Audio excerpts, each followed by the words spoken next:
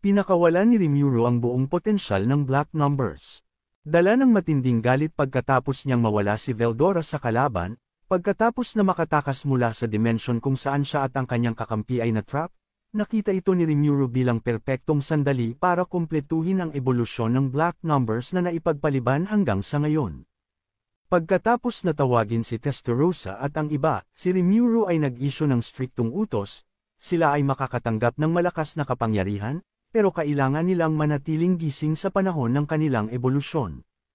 Hindi katulad ni Rimuru na hindi kayang tiisin ang proseso ng hindi pagtulog, kailangan nilang tiisin ito para manatiling gising katulad ng kung ano ang ginawa ni Diablo. Ito ay hindi madaling gawain, pero ang mga Demoness ay tinanggap ang hamon na may hindi natitinag na kumpiyansa. Inilipat ni Rimuru ang kinakailangang kaluluwa para matrigger ang kanilang ebolusyon na nagpatulak sa kanilang limitasyon.